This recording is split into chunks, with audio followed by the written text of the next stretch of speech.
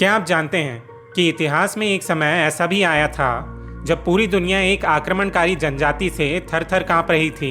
ये वो लोग थे जिन्होंने पश्चिम में रोमन साम्राज्य को बर्बाद किया और पूर्व में भारत तक अपने कदम बढ़ाए।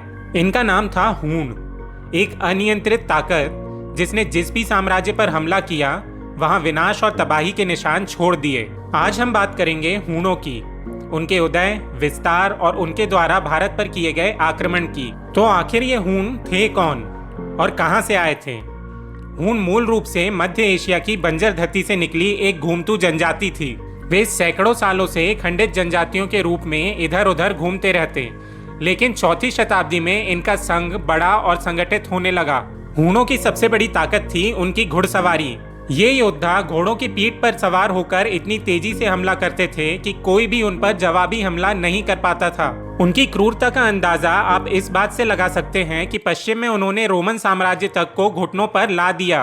प्रसिद्ध हूण लीडर अटेला का नाम आज भी इतिहास में एक विलन के रूप में याद किया जाता है। 5वीं शताब्दी में अटेला ने यूरोप में तबाही मचाई और रोमन साम्राज्य को लगभग खत्म कर दिया। उनके नाम से ही शहरों में दहशत फैल जाती थी। लेकिन कहानी का असली मोड़ तब आया जब हूणों का एक ग्रुप, जिन्हें श्वेत हूण या हेफ्थलाइट्स कहा जाता है, ने पूर्व की ओर रुख किया। ये हूण यूरोप में अटेला की ट्राइब की तरह नहीं थे, लेकिन उतने ही क्रूर और विध्वंसकारी थे। उनका अगला लक्ष्य था भारत की ओर उनके आक्रमण का प्रारंभ 5वीं शताब्दी में हुआ, जब हूणों ने भारत की सीमा के पास के क्षेत्रों में हमला करना शुरू किया। इनका नेतृत्व कर रहा था तोरमान ने धीरे धीरे गुप्त साम्राज्य पर हमले तेज कर दिए।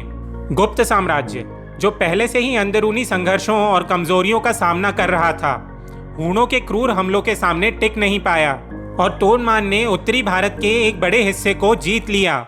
लेकिन असली तबाही मचाई तोरमान के पुत्र मिहिरकुल ने। मिहिरकुल का नाम भारतीय इतिहास में क्रूरता और विनाश के प्रतीक के रूप में दर्ज है। कहते हैं मिहिरकुल बौद्ध धर्म का घोर विरोधी था। उसने भारत में कई बौद्ध मठों और विहारों को ध्वस्त कर दिया। मिहिरकुल की क्रूरता ऐसी थी कि भारतीय राजाओं तक को उससे डर लगता था। मिहिरकुल का नाम सुनते ही कई राज्यों के राजा कांप उठते थे।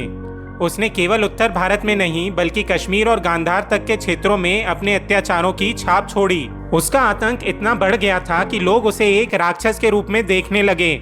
लेकिन जैसा कि हर अत्याचारी का अंत होता है, हूणों के लिए भी भारत में अंत निकट था। भारतीय राजाओं ने एक होकर इस बाहरी आक्रमणकारी शक्ति का मुकाबला करने की ठान ली। इस प्रतिरोध की सबसे प्रमुख कहानी है मालवा के राजा यशोधर्मन की। यशोधर्मन ने 528 ईस्वी में मिहिरकुल को बुरी तरह हराया। इस निर्णायक युद्ध ने मिहिरकुल की ताकत को ध्वस्त कर दिया और हूणों के भारतीय उपमहाद्वीप में विस्तार पर रोक लगा दी।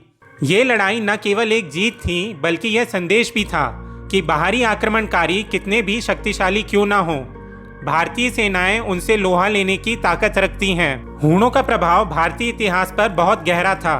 हालांकि उनका शासन ज्यादा लंबा नहीं चला, लेकिन उनके हमलों ने भारतीय राजनीति को बदल कर रख दिया।